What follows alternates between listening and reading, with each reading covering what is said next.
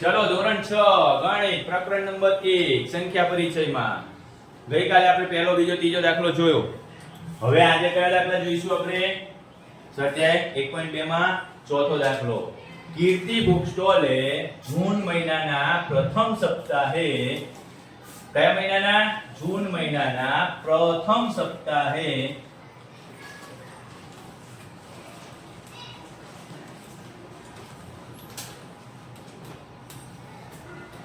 2,85,891 રૂપિયાના પુસ્તકો વેચ્યા. કેટલા પુસ્તકો વેચ્યા? 2,85,891 પુસ્તકો વેચ્યા. કાજલ બેન બરોબર. બીજા સપ્તાહમાં ભાઈ બેન લંકા બેન બીજા સપ્તાહમાં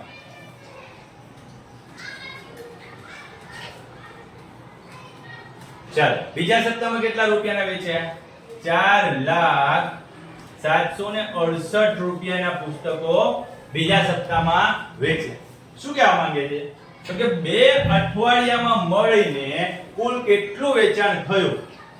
કયા સપ્તાહમાં વેચાણ વધારે થયું? તે તો સીધું દેખાય છે. બીજા સપ્તાહમાં વેચાણ વધુ થયું. પહેલો જવાબ તો બીજા સપ્તાહમાં વેચાણ વધુ થયું. અને કેટલું હતું?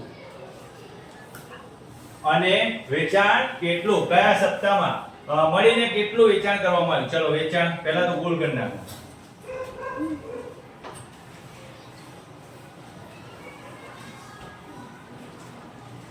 કેટલું વેચાણ કર્યું? કુલ 6,86,659. હવે જવાબમાં પહેલો જવાબ છે અઠવાડિયામાં, એટલે કે બે અઠવાડિયામાં.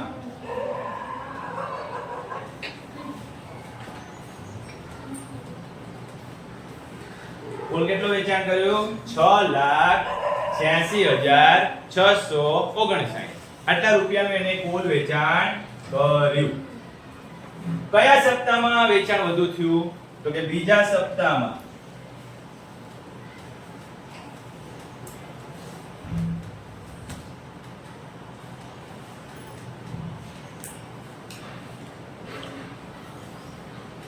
કેટલું?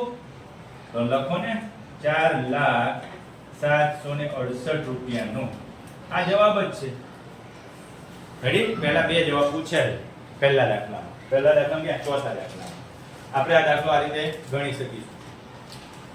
આગળનો દાખલો જોઈએ. બીજો દાખલો સરસ મજાનો દાખલો છે. શું કહે છે? પાંચમો દાખલો. 6, 2, 7, 4, 3 નો ફક્ત એક જ વખત ઉપયોગ કરવાનો છે. કેટલી વખત ઉપયોગ કરવાનો છે? એક જ વખત. અને બનતી સૌથી મોટી સંખ્યા અને સૌથી નાની સંખ્યા વચ્ચેનો તફાવત. ચાલો શું શીખ્યા છીએ આપણે? તો ભાઈ કે 6, 2, 7, 4 અને 3 આ રીતની કોઈ સંખ્યાઓ આપી હોય, કોઈ પણ અંકો આપી દીધા હોય, ત્યારે તમારે શું કરવાનું? સૌથી મોટી સંખ્યા બનાવો. ચલો આપણે શું શીખ્યા છે? સૌથી મોટી સંખ્યા બનાવવા માટે જ્યારે તમે સૌથી મોટી સંખ્યા બનાવતા હોય ને, ત્યારે અંકોને ઉત્તરતા ક્રમમાં ગોઠવી દો. તો સૌથી મોટો અંક કયો છે? 7. એના પછી 6 આવશે, એના પછી 4 આવશે, એના પછી અને હવે સૌથી નાની સંખ્યા બનાવતા હોય ત્યારે શું જવાબ ધ્યાન રાખવાનો?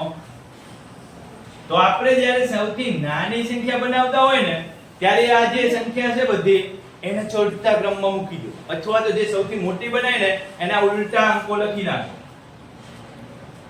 આ થઈ ગઈ સૌથી નાની. એ બંને વચ્ચેનો તફાવત જોજો. તફાવત એટલે બાદબાકી. તફાવત એટલે શું થાય? બાદબાકી. ચલો બાદબાકી કરો. 10 માંથી 2 માંથી 7 ન જાય તો 10 કો લેવો પડશે. ક્યાંથી લઈશું આપણે? આગળથી. તો 10 માંથી 7 જાય તો 3 ને 2 5. હવે 2 માંથી 6 ન જાય એટલે આગળથી 10 કો લ્યો પાછો. તો 10 ને 2 12 માંથી 6 જાય તો 6.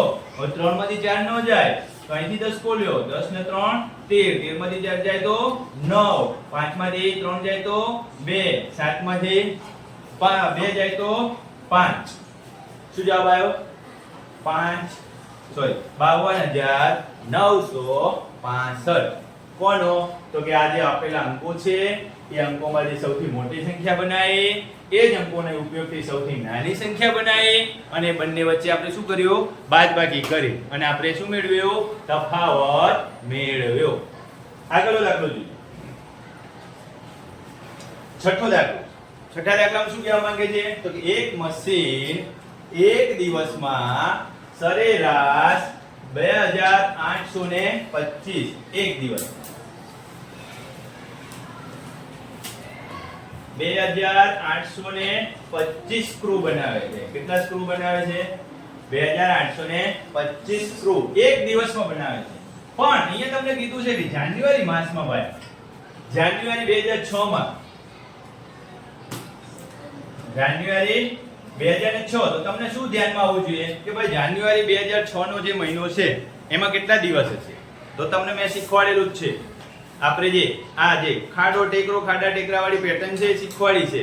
જાન્યુઆરીમાં કેટલા દિવસ હોય પાયલબેન? 31 દિવસ. સરસ. કેટલા દિવસ હોય? 31. જો એક દિવસમાં 2825 સ્ક્રૂ બને તો 31 દિવસમાં કેટલા સ્ક્રૂ બનશે? ચાલો કરો ગુણાકાર. 2825 ગુણ્યા 31. કોણ આવડે છે ગુણાકાર? બધાયને આવડે છે. કરો ચલો. એકમ દશક નું 0, 3 પચ્ચા 15 નો પાંચડો, વધી 1, 3 દુ 6 ને 1, 7, 3 અઠ્ઠા 24, વધી 2, 3 દુ 6 ને 2, 8.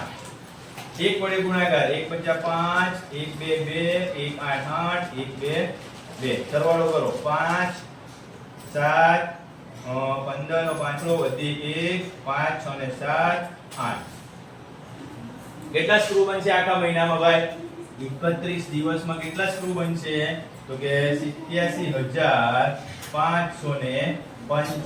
કેટલા સ્ક્રૂ બને? 87575. તમને દરેક મહિનાના દિવસો મેં તમને શીખવાડ્યા છે. દરેક મહિનાના દિવસો તમને ખબર હોવી જોઈએ. મોટા ભાગે જાન્યુઆરી, ફેબ્રુઆરી, માર્ચ એની જ વાત કરે. ક્યારેક અમુક દાખલામાં ઓગસ્ટ સુધી પહોંચે.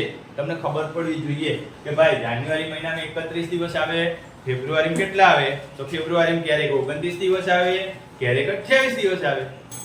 આગળનો દાખલો. આગળનો દાખલો અહીંયા પૂરો છે. Thank you.